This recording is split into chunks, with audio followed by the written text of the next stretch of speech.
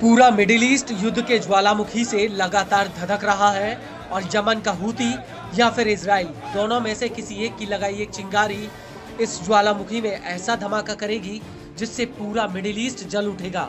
दरअसल गाजा हमले से शुरू हुई युद्ध की इस आग ने अब एक ज्वालामुखी का रूप ले लिया है। हूती और इजराइल के एक दूसरे पर हमले इस आग में घी डालने का काम कर रहे हैं।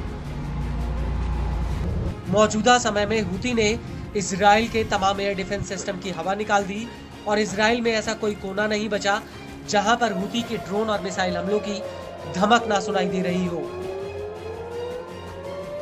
और इन हमलों को लेकर हूती के मुखिया सैयद अब्दुल मलिक अल हूती ने इजराइल को ललकारते हुए कहा कि यमन की हाइपरसोनिक मिसाइलों का इजराइल के ठिकानों पर गिरना एक बेहद ही अहम उपलब्धि है।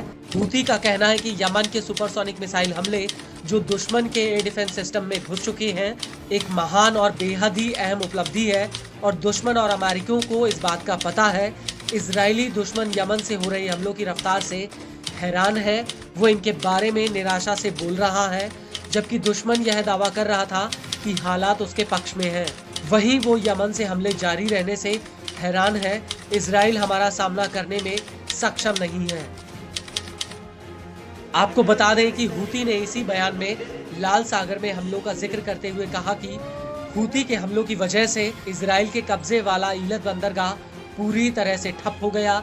हूती के हमलों ने उन तमाम कंपनियों को अपना ऑपरेशन इस रूट पर बंद करने के लिए मजबूर कर दिया जो ईलत के जरिए अपने जहाजों को भेजती थी। हूती के मुताबिक डेनमार्क की मर्स्क, जर्मनी की हैप्लॉयड, फ्रांस की CMA CGM और इटली स्विट्जरलैंड की MSC कंपनियों ने लाल सागर में अपने संचालन को बंद कर दिया, जिससे ईलत बंदरगाह प्रभावी रूप से ठप हो गया है। दुश्मन को यह पता है कि हमारे नौसैनिक हमले जारी रहेंगे और उसकी हालत पर एक बड़ा असर डालेंगे। आपको बता दें कि हूती के मुखिया का कहना है कि हूती के तेल अवीव पर मिसाइल हमलों से उसकी आर्थिक हालत खराब हुई है। पिछले हफ्ते तेल अवीव पर बैलिस्टिक मिसाइल हमले की वजह से उसका वित्तीय बाजार और मुद्रा में गिरावट आई है। हूती के मुताबिक लाल सागर में अमेरिका के USS Harry Trueman aircraft carrier को हूती के हमलों की वजह से मैदान छोड़कर भागना पड़ा। इसके अलावा हूती ने अमेरिका के एक F-18 सुपर हॉर्नेट जेट को मार गिराया है। लेकिन सबसे बड़ी बात यह है कि हालिया दिनों में तेल अवीव पर हूती के हमले बढ़ गए हैं।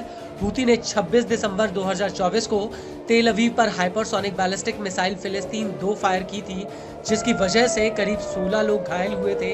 इस हमले की वजह से पूरे केंद्रीय इजराइल में हवाई हमलों के सायरन बजने लगे थे और इस हमले से पहले हूती ने तेल अवीव पर एक हाइपरसोनिक बैलिस्टिक मिसाइल फिलिस्तीन 2 दागी थी, जिसमें करीब 20 लोग घायल हुए थे।